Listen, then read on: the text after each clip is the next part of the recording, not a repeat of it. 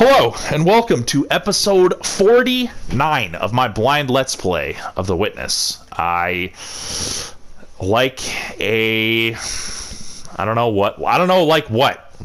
someone who's not quite smart enough to figure out this puzzle. I have looked up a solution. I'm sitting here staring at it right now. I have not clicked on it yet. I just need to sit and kind of marvel at the fact that I thought this puzzle was not solvable, and it clearly is. And I understood. I did understand the essentials of the colors. I just didn't understand how to split this thing into two in such a way that they all ended up where they needed to be. It's pretty flabbergasting, to be honest, that this worked. I guess this just goes to show, like, as much as I'm clearly good enough at puzzles to play this game and to enjoy it, I'm not among the elite of puzzle solvers. Whoever figured this puzzle out without having to look anything up, really, really, really good job. Because I can see now that this solution works, but I kind of understood that in order to combine these opposite corners, it was going to require some kind of weird twisting pattern that split the arena up, but I just couldn't come up with it for whatever reason. So, wow, no reward either. Beauty. Okay. Okay, let's go underneath the windmill and play one more video. And here's something I'm really confused about with this video. Hold on. How the hell do I get in here? Okay. Here's something I'm really confused about. Why is the video that you unlock with the solution that comes from that final super hard time challenge not video number 6? Why is it video number 4? That's a little weird to me. But okay, let me pull up this picture I took. Oh god, I'm staring at the pictures of these colored things. Get these off my phone. I don't want to see them anymore. Oh boy. Okay, let's enter the solution. So it starts up here, goes around the edges of 3 of them, goes around like this, all the way down to here. Let's do it. Professor Moriarty. Professor Colin Moriarty? The Secret of Psalm 46, the Bible. Moriarty was also a Sherlock Holmes villain, but he's also a guy who makes cool podcasts, who had a lot of guides on game FAQs back in the day. How many of you here have personally witnessed a total eclipse of the sun? I think I have. To stand one day in the shadow of the moon is one of my humble goals in life. Okay. The closest I ever came was over 30 years ago. Mm-hmm. On February 26th, 1979, a solar eclipse passed directly over the city of Portland. I bought my bus tickets and found a place to stay, but in the end, I couldn't get the time off work. Damn. Well, anyone who lives in Portland can tell you that the chances of catching the sun in February are pretty slim. Fair enough. Sure enough, the skies over the city that day were completely overcast. I wouldn't have seen a thing. No harm, no foul. That work I couldn't get out of was my first job out of college. A sales clerk at an old Radio Shack store in beautiful downtown Worcester, Massachusetts. Worcester. On my very first day behind the counter, a delivery truck pulled up to the front of the store. They carried in a big carton, upon which was printed the legend TRS-80. It was our floor sample of the world's first mass-market microcomputer. What, like a Texas Instruments calculator? The TRS-80 Model 1 had or no? a C80 processor clocked at 1.7 megahertz, 4,096 bytes of memory, Hey. and a 64-character black and white text display. The only storage was a cassette recorder. All this could be yours for the low, low price of $599. Sweet deal. The store I was working in had seen better days. At one time, it had been near the center of a thriving commercial district. But like so many other New England cities, the advent of shopping malls had, by the early 70s, turned it into a ghost town. Damn. Worcester's solution to this problem was decisive, to say the Now we're least. already in the era where malls are City's dying. owners apparently decided that if they couldn't beat them, they would join them. Fair enough. And so, several square blocks at the heart of the city were bulldozed into oblivion, destroying dozens of family businesses, Ouch. including the site of a pharmacy once operated by my great-grandfather. Dang. In their place was erected a vast three-level shopping complex with cinemas and a food court. Booyah. When the dust settled, only a few forlorn blocks of the old Worcester remained standing. My Radio Shack store was in one of those blocks. There you go. Then, to add insult to injury, Radio Shack opened a brand new location inside the shopping center, less than 500 feet from my store.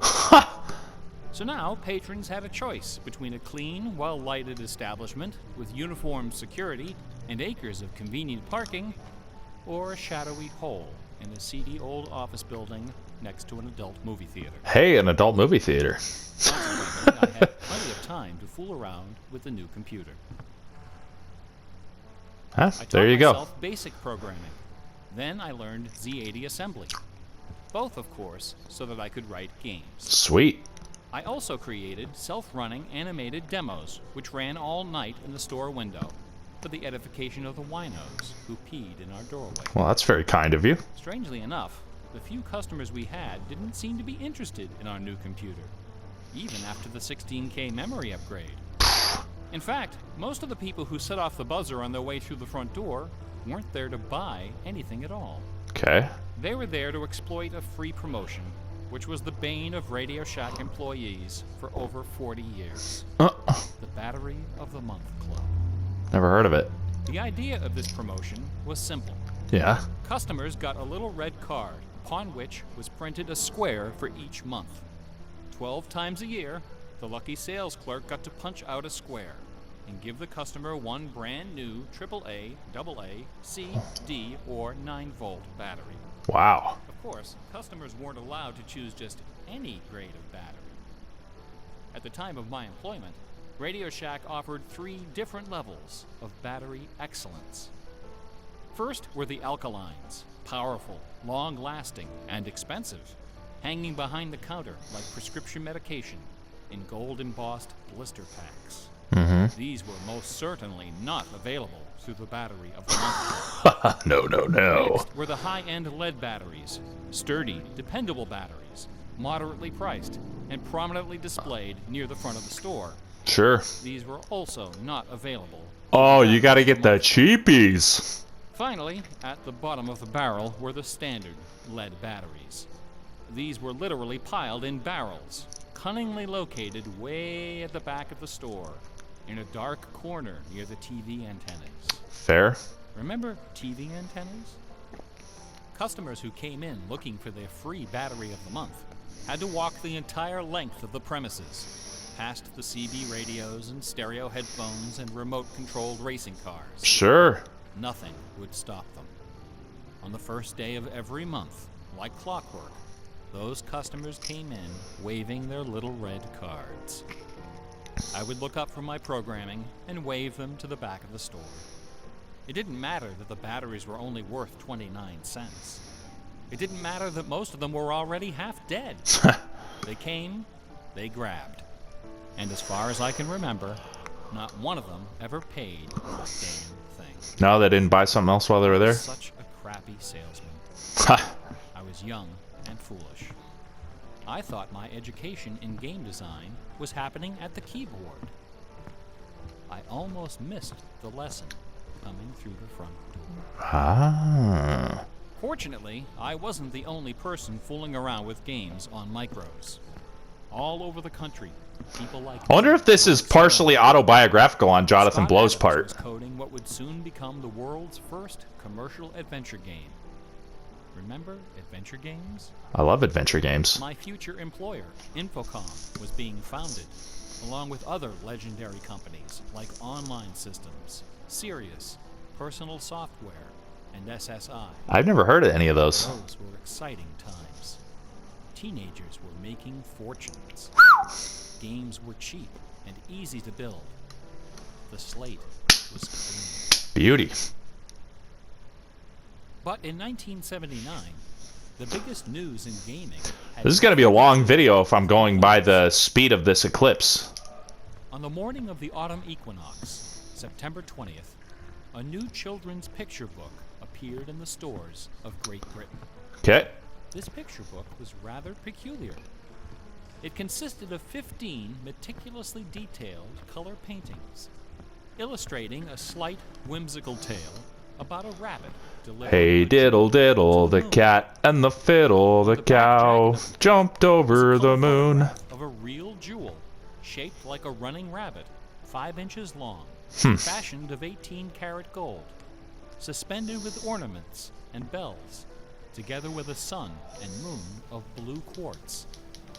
According to the blurb underneath, this very jewel had been buried somewhere in England. Clues pointing to its location were concealed in the text and in the pictures of the book. That sounds fun. The treasure would belong to whoever found it first. Reminds me of Ready Player One. The book was called Masquerade.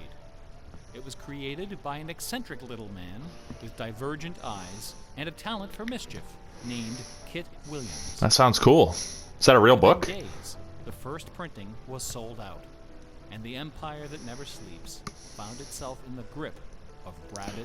Or it's like Willy Wonka, the golden tickets. Excited readers attacked the paintings with rulers, compasses, and protractors. Magazine articles and TV specials dissected the clues, floated theories, and followed with keen delight. the Is this part of the inspiration for Jonathan Blow to make this game? Silver Park, unfortunately known by the nickname Rabbit Hill, was so riddled with holes excavated by misguided treasure seekers that the authorities had to erect signs assuring the public that no gold rabbits were to be found. It's kind of like Pokemon Go as well, Some when hunters Pokemon Go ended was up new. seeking psychological counseling for their obsession. Wow. The craze leapt over the Atlantic Ocean and invaded America, France, Italy, and Germany. It sold over 1 million copies in a few months, a record unrivaled by any children's title until the advent of Harry Potter. That's amazing that I've never heard of this book. 150,000 copies were sold in foreign translations, including 80,000 copies in Japanese, despite the fact that the puzzle was only solvable in English. Uh-huh. It didn't matter that the Masquerade jewel was only worth a few $1,000s. Many seekers spent far more than that in their months of exploration and travel. It was the thrill of the chase, the possibility of being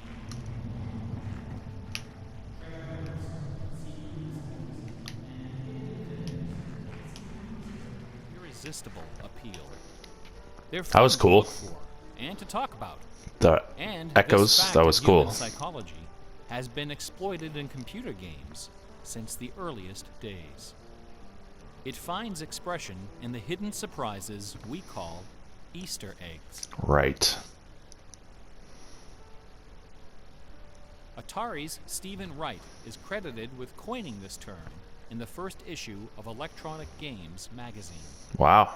The first Easter egg in a commercial computer game appeared in an early Atari 2600 cartridge called, simply enough, Adventure. Yeah, and it was an actual By a Easter egg, right? sequence of unlikely movements and obscure manipulations. Oh, players no, could it was discover not. a secret room Damn it. created by Warren Robinette appeared in flashing letters. Over the decades, Easter eggs and their evil twin, cheat codes, have become an industry. Got it. Entire magazines and websites are now devoted to their carefully orchestrated discovery. GameFAQs.com, best video gaming website on the internet. Our basic vocabulary, the language of computer games. Yeah. Computer gamers may have been the first to refer to hidden surprises as Easter eggs, but we certainly weren't the first to use them.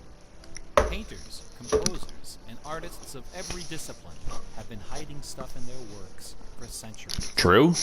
The recent advent of VCRs and Laserdisc players with freeze-frame capability exposed decades of secret True.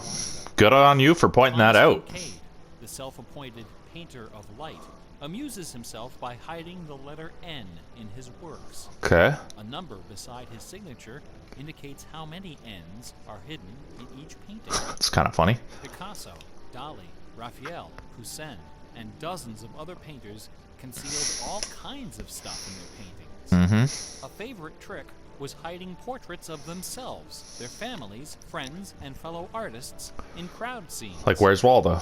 El Greco loved dogs, but the Catholic Church forbid him from including any in his sacred paintings. Goddamn Catholic So Church. he hid them, usually within the outlines of celestial clouds. Composer Dmitri Shostakovich chafed under the political censorship imposed by the Soviet Ministry of Culture. His symphonies and chamber works are loaded with hidden signatures and subversive subtexts, which, had they been recognized, would have sent him to Siberia. Good job, Dimitri. Mozart's opera, The Magic Flute, is filled with musical allusions to the rituals of the Freemasons, the ancient secret society of which he and his men... True. Well, you guys can see my profile photo of my YouTube account. Is that champion of the late Baroque, the ultimate musical nerd, Johann Sebastian Bach. Bach. Bach was a student of gematria, the art of assigning numeric values to letters of the alphabet. I didn't know that. A equals 1. I knew what gematria was, but 2, C equals 3. I watch a cool YouTube channel that does gematria called Call Me Kinfolk. Or otherwise manipulating these numbers, secret messages can be concealed. Okay. Bach took particular delight in the geometrical numbers 14 and 41. Really? 14 is the sum of the initials of his last name. Okay. E equals 2, A equals 1, Got C it. equals 3, I got it. H equals 8. Yeah. 41 is the sum of his expanded initials, J.S. Bach. These two numbers show up over and over again in Bach's compositions. Cool. One of the better-known examples is his setting of the chorale Vor deinem Thron. For deinen The Thron. first line of the melody contains exactly 14 notes, and the entire melody, from start to finish, contains 41. Cool. Another of Bach's favorite games was the puzzle canon. A canon is a melody that sounds good when you play it on top of itself, a little bit out of sync. Yeah. Frere Jacques and Row, Row, Row Your Yep. Boat are familiar What do they call those? examples of Circulars simple or two-voice cyclicals? canons. But a canon can employ any number of voices. And you don't have to play each voice the same way either. You can change the octave, transpose the key, invert the pitch, play it backwards, or any combination. Sure. Finding melodies that make good multi-voice canons is a fussy and difficult art. Yeah, it's just like these puzzles that we're solving. Undisputed master. It's just building Now, in a puzzle pattern on game, pattern on the pattern. composer specifies the basic melody and the number of voices, but not the relationship of the voices. The student has to figure out the position and key of each voice, and whether to perform them inverted and or backwards. Bach wrote quite a number of puzzle canons. The most famous, BWV 1076, is part of a fascinating story. One of Bach's students was a fellow by the name of Lorenz Misler, founder of the Society of Musical Science. This elite, invitation-only institution devoted itself to the study of Pythagorean philosophy and the union of music and mathematics. Cool. Its distinguished membership reads like a who's who of German composers, including Handel, Telemann, and eventually Mozart. Cool. Applicants for membership in the society were required to submit an oil portrait of themselves, along with a specimen of original music. Uh-huh. With nerdly efficiency, Society member number 14 decided to combine these admission requirements into a single work. He sat for a portrait with Elias Hausmann, official artist at the court of Dresden. Okay. This portrait, which now hangs in the gallery of the town hall in Leipzig, is the only indisputably authentic image of Bach in existence. The Haussmann portrait shows Bach dressed in a formal coat with exactly 14 buttons. In his hand is a sheet of music paper, upon which is written a puzzle canon for 6 simultaneous voices. Okay. In 1974, a manuscript was discovered which proved that this canon was the 13th in a series of exactly 14 canons based on the ground theme of the famous Goldberg variations. Uh-huh. As if these musical gymnastics weren't enough, Bach liked to hide That reminded me of an compositions episode of by a really good assigning anime called letters. Get Backers. His initials, B-A-C-H, correspond to the pitch sequence B flat, A, C, and B natural in German letter notation. Okay. This theme makes its most memorable appearance in the last bars of his final composition, The Art of Fugue, published soon after his death in 1750. Okay. The word fugue comes from the Latin fuga, which means flight. I didn't as know in that. running away. So the art of fugue is the art of flight, the art of taking a theme and running with it. Bach wrote hundreds of fugues, but none as sublime as this sequence of 14. In the last and most complicated fugue in the series, the first and second sections develop normally.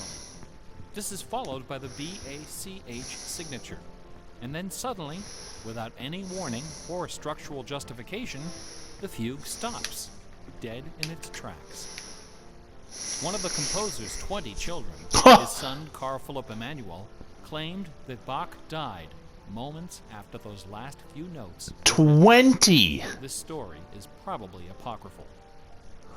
The Easter eggs in Bach's music are a pleasant obscurity, known chiefly to professors and students of Baroque music. Sounds cool. I like But stuff in like that. March of 2002, when this lecture was first delivered, those Easter eggs were the talk of the entire classical music industry.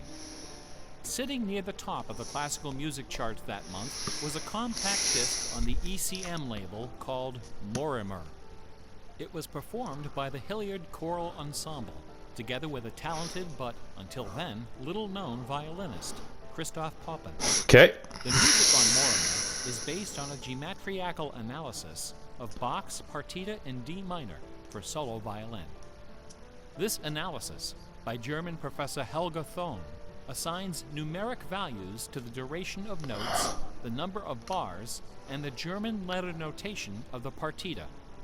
In doing so, she claims to have discovered the complete text of several liturgical ceremonies encoded in the notes. The CD presented these hidden texts superimposed over the original music.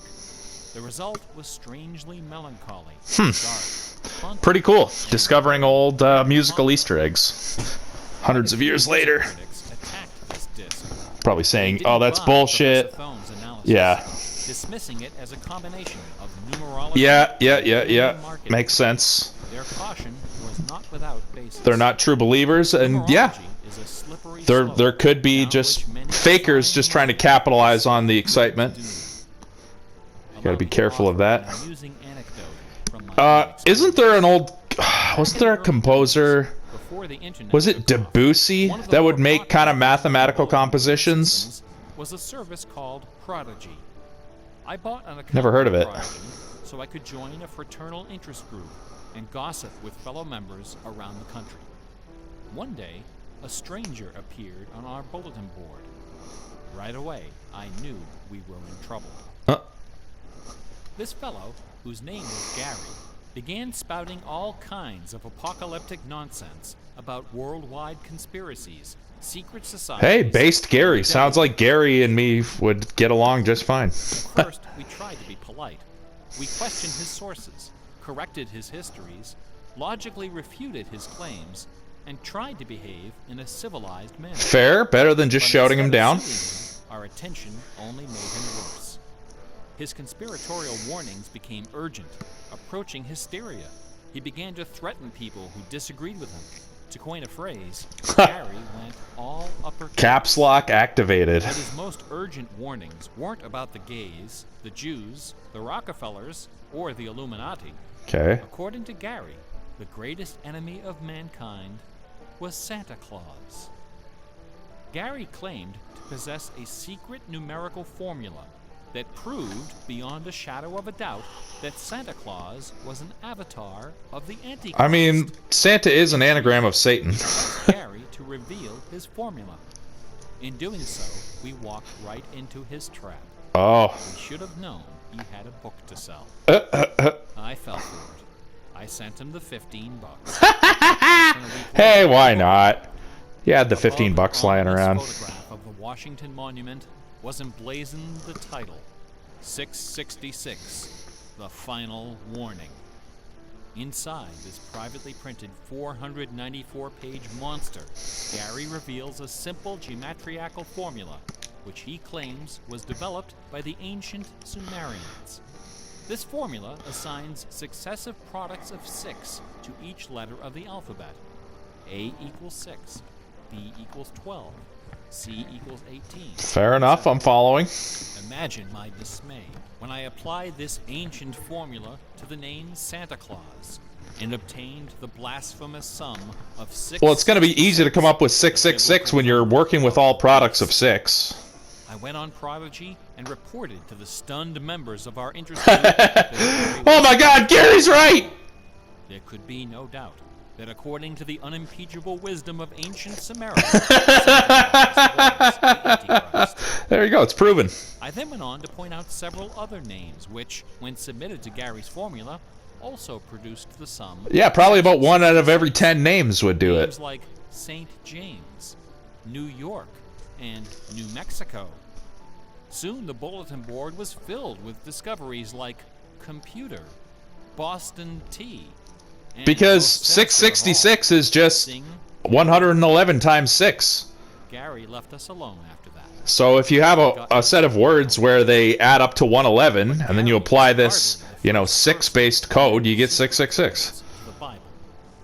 People have been looking for Easter eggs in the Bible. Now, to be fair, there is a book in the Bible, or maybe more than one book, called Numbers in the Bible that is about numbers. Described as a geometrical meditation on the Pentateuch, the first 5 books of the Old Testament. Yeah, the Kabbalistic tree of life is interesting. Has made the application of numerology to the Bible fast and efficient. The latest phase of Bible searching was instigated by a book published in 1998 by Michael Drosnin, a former Wall Street Journal reporter. His book, The Bible Code, applied a skipped cipher in which every nth character in a text is combined to form a message. Okay, why though? That's the thing with all these codes. By It's like, applying his skip just cipher do these to really the Old specific, Testament, random things, Drosnin and you claimed come up with to this have answer. discovered predictions But why are we of using World this War cipher? II, the Holocaust, Hiroshima, the assassination of Yitzhak Rabin and both Kennedys, the moon landing, Watergate, the Oklahoma City bombing, the election of Bill Clinton, the death of Princess Di, and the comet that collided with Jupiter. Uh-huh.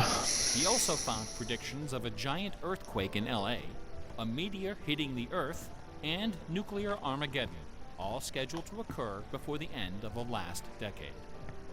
The Bible Code spent many weeks on the bestseller lists, spawning Which several decade? The series, 90s? dozens of imitators. The Bible has certainly attracted its share of crackpots, but for the real hardcore egg hunters, nothing can rival the ingenuity, the tenacious scholarship, the stubborn zeal of those who seek the answer to the ultimate literary puzzle. What, Masquerade? Poisonous conundrum that has squandered fortunes, destroyed careers, and driven healthy, intelligent Or is this going to be like scholars to the Nostradamus? brink of Because his quatrains were kind of like that, too. Who wrote Oh, yeah, fair enough. There's another one. Is it Sir Francis Bacon? essays and books devoted to the Shakespeare authorship problem are sufficient to fill a large library. This is a long recording. Several such libraries actually exist. Not even a day-long tutorial, much less an hour lecture, can begin to do justice to this complex, bizarre, and dangerous... Like, I feel like this recording's going to go longer than this episode. Nevertheless, Based for on the this. unacquainted, I will attempt to summarize the I feel like I'm only a issue in quarter of the few way through. paragraphs. Thank you. The undisputed facts of Shakespeare's life and career could be scribbled on the back of a cocktail napkin. We know for a fact that a man named William Shakespeare was born in 1564 in or around the village of Stratford-upon-Avon. We know that he had a wife and at least 3 children. We know he bought property in Stratford, was involved in several lawsuits with his neighbors, and died there in 1616. Didn't he aged 52. predict the date of his own We death? also know that during those same years, a man with a last name similar to Shakespeare worked as an actor on the London stage, eventually becoming co-owner of some of the theaters there. We also know that about the same time, a number of most excellent poems and plays were published in London under the name Shakespeare. We do not know for a fact that the landowner in Stratford and the actor in London with a similar last name were one and the same man. Okay.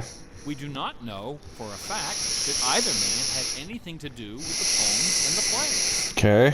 All we know is that those poems and plays have, in the 400 years since their composition, come to be regarded as a pinnacle of Western culture. The works attributed to Shakespeare appear to have been written by a man or woman who knew something about just about everything. Jack of all They're trades. filled with references to mythology and classic literature, games and sports, war and weapons of war, Polymath. ships and sailing, the law and legal terminology, court etiquette, statesmanship, horticulture, music, astronomy, medicine, falconry, and, of course, theater. Smart Therein person. lies the problem. How could a farmer's son of uncertain schooling, from a mostly illiterate country village, a man of practically no account at all, wield such encyclopedic learning? It's not with impossible. So much eloquence and wit, so much wisdom and human understanding. For the first 150 years, nobody questioned the traditional history of the bard. Then, in the late 18th century, Reverend James Wilmot, a distinguished scholar who lived just a few miles north of Stratford, decided to write a biography of the famous playwright. Uh-huh. Dr. Wilmot believed that a man as well educated as Shakespeare must have owned a fairly extensive library, despite the fact that not a single book or manuscript is mentioned in his will.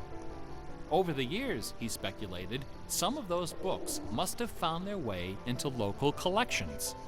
And so, the good Reverend Doctor scoured the British countryside, taking inventory of literally every bookshelf within 50 miles of Stratford. Okay. Not a single book from the library of William Shakespeare was discovered. Neither were there found any letters to, from, or about Shakespeare. Furthermore, no references to the folklore, local sayings, or distinctive dialect of the Stratford area could be found in any of Shakespeare's writings. Okay. After 4 years of painstaking research, Dr. Wilmot concluded, to his own dismay, that only one person contemporary with Shakespeare of Stratford had ever demonstrated the wide-ranging education and expressive talent needed to compose those poems and plays. Is it Bacon? That man was the multilingual author, philosopher, and statesman, inventor of the scientific method, chancellor to the courts of Queen Elizabeth and King James, Sir Francis Bacon. Dr. Wilmot never dared to publish his theory, but before he died, he confided it to a friend, James Cowell, who, in 1805, repeated it to a meeting of the Ipswich Philosophical Society. Members of the society were suitably outraged, and the scandalous matter was quickly forgotten. People get outraged so easily. Then, in 1857, a lady from Stratford, Connecticut, published a book called The Philosophy of the Plays of Shakespeare Unfolded. In this book, Miss Delia Bacon, no relation to Francis, claimed that the works We have of a Stratford here in Ontario as well, in southern Ontario. British nobility, This is including cool, though. Sir Walter Raleigh and Sir Philip Sidney, as well as Yeah, this is getting interesting and juicy. I like Delia this. Bacon's book electrified the world of letters. Battle lines were drawn between the orthodox Stratfordians and the heretical Oxonians. Literary societies and scholarly journals were formed to debate the evidence. Hundreds of pamphlets, newspaper articles, and essays were published defending each side and ridiculing the opposition with that self-aggrandizing viciousness peculiar to tenured academics. Armed with her explosive Indeed. book, Delia Bacon journeyed to Stratford-upon-Avon and, unbelievably, Oh. obtained official permission to open Shakespeare's. That is pretty unbelievable. However, when the moment came to actually lift the stone, Delia's self-doubt precipitated a catastrophic. No, you were so close, Delia. She later died penniless in a madhouse. Oh my God, they got to her. Around 1888, things began to get a bit. She knew the truth and they got to her. U.S. Congressman Ignatius Donnelly of Minnesota became interested in the Shakespeare controversy. I've heard of that name. One day, browsing through his I didn't know he was a personally congressman. first folio of 1623, he noted that the word bacon appeared on page 53 of the histories Ignatius Donnelly. Yeah, Michael Tessarian of the comedies. speaks of him Also sometimes. noted that Sir Francis Bacon had written extensively on the subject of Wow, Donnelly it's began old counting Frankie. line and page numbers, adding and subtracting letters, drawing lines over sentences, circling words, and crossing them out. The result was a complex and virtually incomprehensible algorithm, which he claimed was invented by Bacon to hide secret messages inside the first folio. The greatest Easter egg hunt in the history of Western civilization had begun. What's the first folio? Here are just a couple of the sillier highlights. Okay. A doctor named Orville Owen of Detroit constructed a bizarre research tool he called the Wheel of Fortune. Named after the tarot card? It consisted of two giant wooden spools wrapped with a strip of canvas 2 feet wide and 1,000 feet long. Onto this canvas, he glued the separate pages of the complete works of Bacon, Shakespeare, Marlowe, Greene, Peele, and Spenser, together with Burton's Anatomy of Melancholy. By cranking the spools back and forth, Dr. Owen could quickly zip across the pages in search of clues and Wow. references. That's epic. Employing a large team of secretaries and stenographers, Owen claimed to have uncovered a complete alternative history of Elizabethan England, Imagine. as well as several entirely new Shakespeare plays and sonnets. Listen to this hidden verse, supposedly penned by the mighty bard himself, which inspired Dr. Owen to build Okay, his let's Wheel hear it. of Fortune. Take your knife and cut all our books asunder, and set the leaves on a great firm wheel, which rolls and rolls, and turning the fickle rolling wheel, throw your eyes upon Fortune, that goddess blind, that stands upon a spherical stone, that turning and inconstant rolls in restless variation. After publishing 5 thick volumes of this Rubbish. Owen announced the discovery of an anagram, indicating that Bacon's original manuscripts were buried near Chepstow Castle on the River Wye. Well, let's Owen investigate. spent the next 15 years and thousands of dollars excavating the bed of the river with boat crews and high explosives. Sounds fun. He died before anything was found. Damn. A fellow named Arnsberg wrote an entire book based on the analysis of the significance of a suspicious crack in the tomb of Bacon's mother. Oh, that seems a little more A Ray sketchy. of Sanity finally appeared in 1957. Not that long Those ago. familiar with the science of cryptology, the name William Friedman needs little. Never heard of him. During World War II, Colonel Friedman was the head of the U.S. Oh. Army's Cryptoanalytic Bureau. Crack the Enigma He's machine. credited with cracking the Japanese Oh, the Empire's Japan's. cipher. I see. After the war, the colonel decided to apply his expertise to the study of the Shakespeare cipher. Sure. He interviewed several of the experts in the field and prepared a detailed scientific analysis, which he published under the title The Shakespeare Ciphers Examined. His conclusion? In a word, bunk. Huh.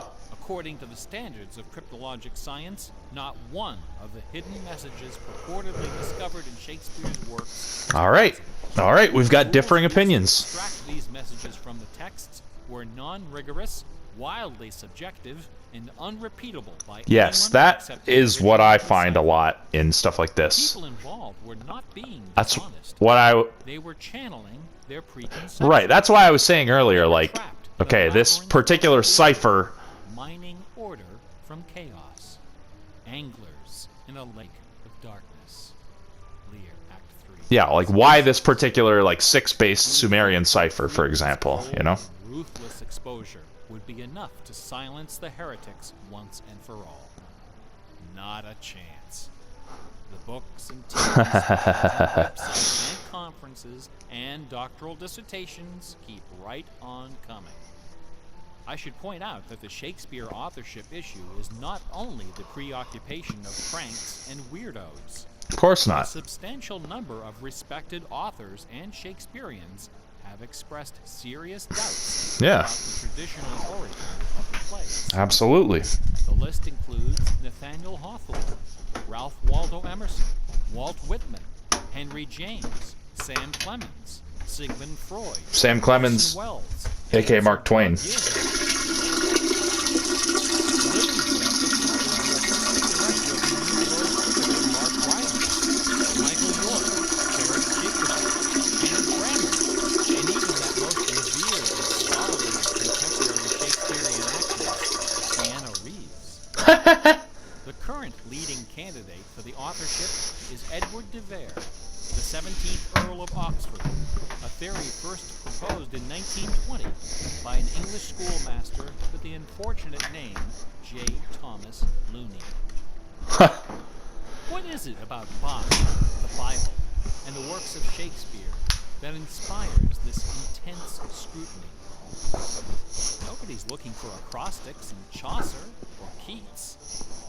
There are no hit CDs of the secret chorales of Wagner or Beethoven. Well, Bach was into this To stuff. answer, we need to recognize the unique roles which the Bible and Shakespeare have played in the development of Western culture. Okay.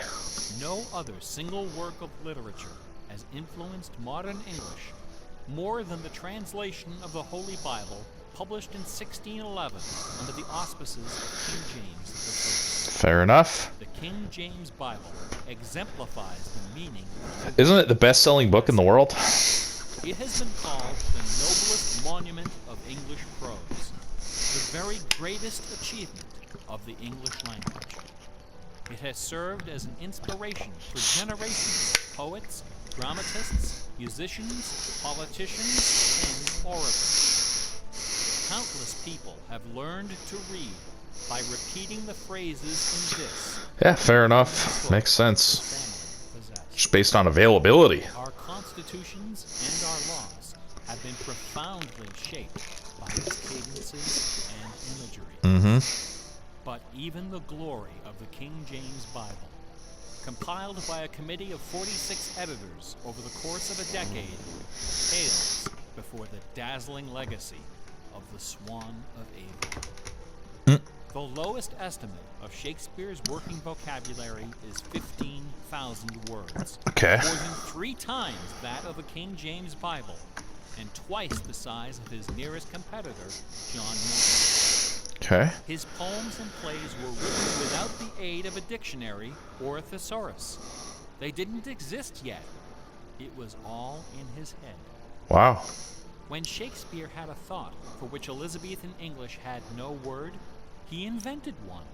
Yeah, that's not Oxford special to English him. Dictionary lists hundreds of everyday words and phrases. That was normal which back made then. their first appearance We can still do it today. We're in just the bar. kind of normalized by the dictionary, but I invent words all the time. Assassination, bedroom, critic, dawn, design, dialogue, employer, film, All right. I get it. It's an alphabetical list of the words he invented. Thanks. poet, investment, lonely, Luggage. Manager. Switch. switch, Torture. torture, transcendence, wormhole, zany. All right, all right. Hamlet alone contains nearly 40 of these neologisms. Okay. Who today would have this audacity, this giddy exuberance of invention? Tons of people. We tell kids not to do it. That's the only reason they don't do it. Even approaches Shakespeare's facility for coining new words. Sir Francis Bacon. In the modern era, the record holder is Charles Dodgson, better known as Lewis Carroll, who, interestingly, also happens to be the second most quoted author in English, after Shakespeare. Alice in Wonderland. Profoundly molded by the influences of the King James Bible and Shakespeare. Like it or not, all of us peer at the world through the lenses of these great works. Okay. They are the primary source documents of modern English thought, the style guides of our minds. Contemplating these dazzling jewels of wisdom and eloquence gives rise to an extraordinary feeling, a potent, rare, and precious emotion with the potential to completely upset your life. An emotion powerful enough to make a man abandon his wife and children, forfeit career and reputation, lay down his possessions, and follow his heart without question. That might be an exaggeration. That sweet, sweet fusion of wonder and fear, irresistible attraction, and soul-numbing dread known as awe. Awe is the grail of artistic achievement. No other human emotion possesses such raw, transformative power, and none is more difficult to evoke. Few and far between are the works of man that qualify as truly awesome. I don't know if I agree with that. It is awe that convinces a rabbi to spend a lifetime decoding Yahweh from the Pentateuch. Awe that sends millions of visitors each year to the pyramids of Giza, Guadalupe, and Mecca. It was awe that drove poor Delia Baker to her doom. Now, please don't come away from this lecture thinking that the key to awesome game design is the installation of Easter eggs. Ordinary games with their contrived Easter eggs and cheat codes are like the Battery of the Month Club. You have to trudge down to the back of the store to get what you really came for. If superpower is what people really want, why not just give it to them? Is our imagination so impoverished that we have to resort to marketing gimmicks to keep players interested in our games? No, it's just fun. Don't hold anything back. Awesome things are rich and generous. That doesn't mean they're easily understandable to the profane.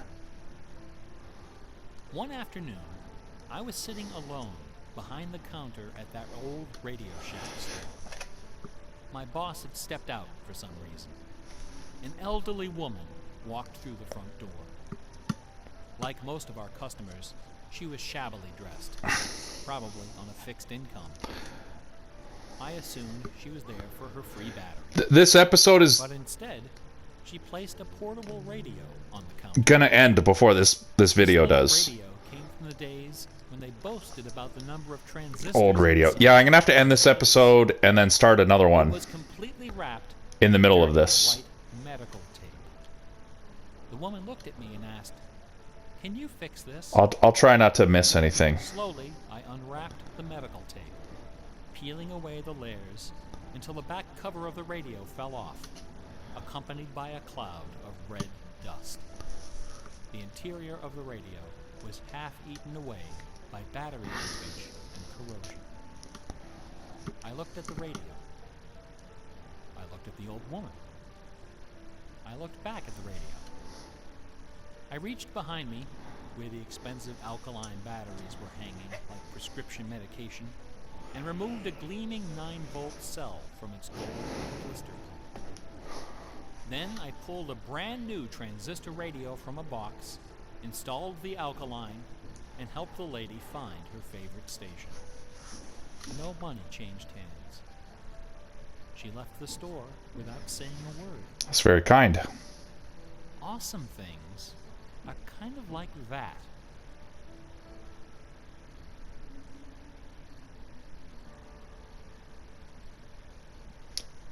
Bach offered his students very specific insight into the source of awe.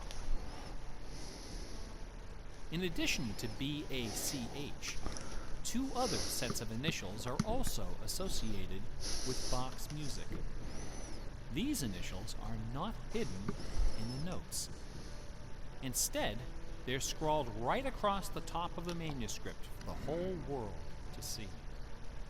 The initials are S-D-G and J-J. S-D-G stands for the Latin phrase Soli Deo Gloria, to the glory of God alone. Solely like solo deo, like deus or theory. Stands for Jesu Juva. Oh, Jesu Juva. Help me, Jesus. Huh. Bach wrote all of his great masterpieces sub specie eternitatis, under the aspect of eternity. Huh. He did not compose only to please his sponsors or to win the approval of an audience. His work was his worship. Yeah, that's the way everything kind of was back then. Bach once Or a wrote, lot of things were. "Music should have no other end and aim than the glory of God and the recreation of the soul. Where this is not kept in mind, there is no true music, but only an infernal clamor and ranting." Mm-hmm. The name of the power that moves you is not important. What is important is that you are moved. Awe is the foundation of religion. No other motivation can free you from the limits of personal achievement. Nothing else can teach you the art of flight. Computer games are barely 40 years old. True. Only a few words in our basic vocabulary have been established. A whole dictionary is waiting to be coined. The slate is clean. Someday soon, perhaps even in our lifetime, a game design will appear that will flash across our culture like lightning. It will be easy to recognize. It will be generous, giddy with exuberant inventiveness. Scholars will pick it apart for decades, perhaps centuries. It will be something wonderful. Yeah, Super Mario 64. Terrifying. Something awful. A few years ago, I was invited to speak at a conference. Okay. My wife joined me, and we took a day off. Thank you for watching episode 49 of my blind Let's Play England's second biggest of The Witness. I'm going to end this and start number 50 It was cold and rainy when our train very soon. Like, comment, share, subscribe on my channel. are just a short walk from the station. I appreciate it. We visited Shakespeare's birthplace, a charming old house along the main street. Constructive criticism and compliments are both welcomed. I enjoy interacting with people in the comments.